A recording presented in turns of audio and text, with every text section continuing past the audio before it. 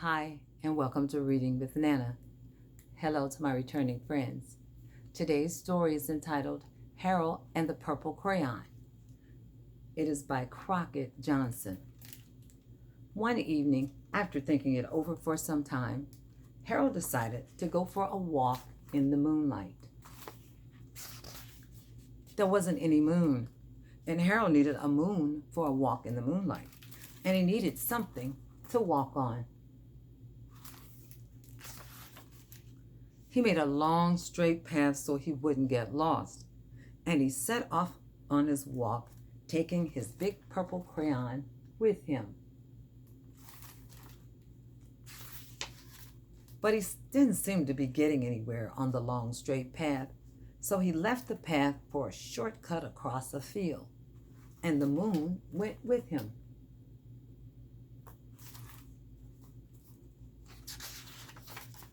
The shortcut led right to where Harold thought a forest ought to be.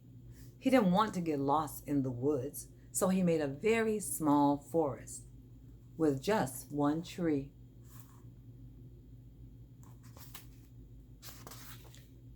It turned out to be an apple tree. The apples would be very tasty, Harold thought, when they got red.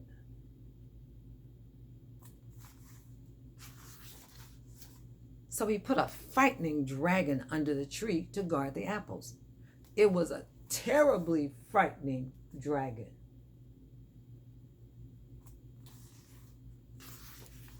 It even frightened Harold. He backed away. His hand holding the purple crayon shook.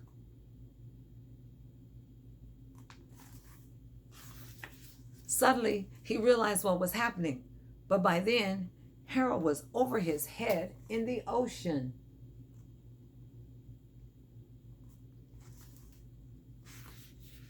He came up thinking fast, and in no time he was climbing aboard a trim little boat.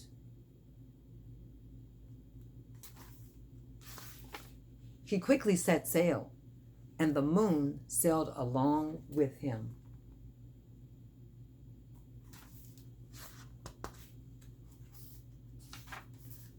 After he had sailed long enough, Harold made land without much trouble.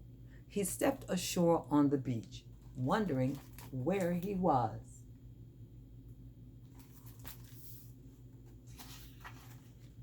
The sandy beach reminded Harold of picnics, and the thought of picnics made him hungry. So he laid out a nice picnic lunch. There was nothing but pie, but there were 9 kinds of pie that Harold liked best.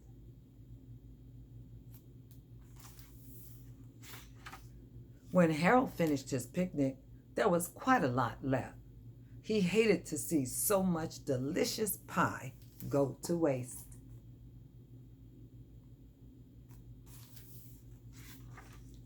So Harold left a very hungry moose and a deserving porcupine to finish it up. And off he went, looking for a hill to climb, to see where he was.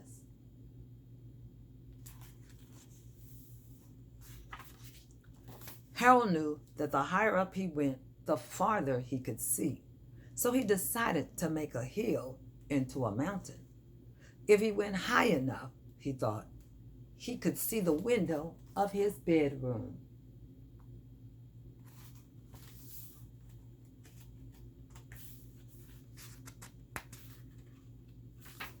He was tired, and he felt he ought to be getting to bed. He hoped to see his bedroom window from the top of the mountain.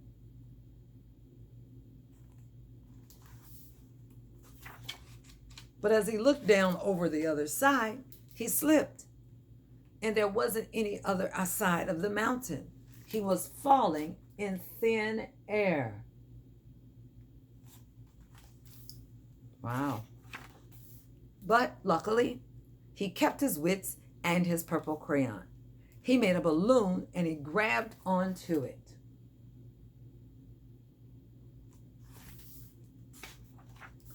And he made a basket under the balloon big enough to stand in.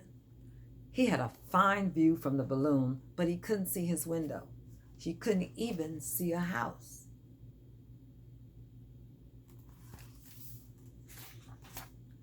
So he made a house with windows, and he landed the balloon on the grass in the front yard.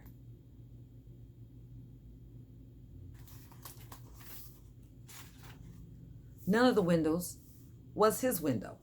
He tried to think where his window ought to be.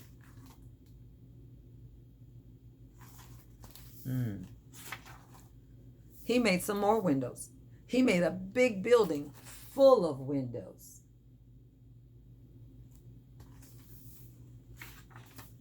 He made lots of buildings full of windows. He made a whole city full of windows.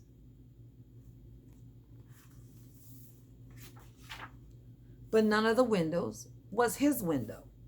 He couldn't think where it might be.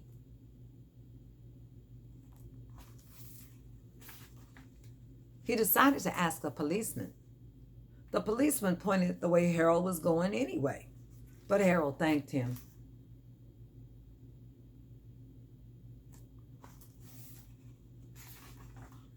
As he walked along with the moon, wishing he was in his room and in bed, suddenly Harold remembered.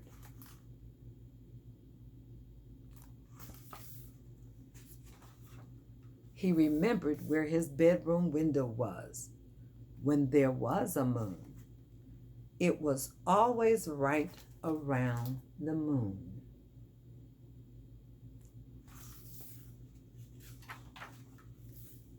And then Harold made his bed. He got in it and drew up the covers.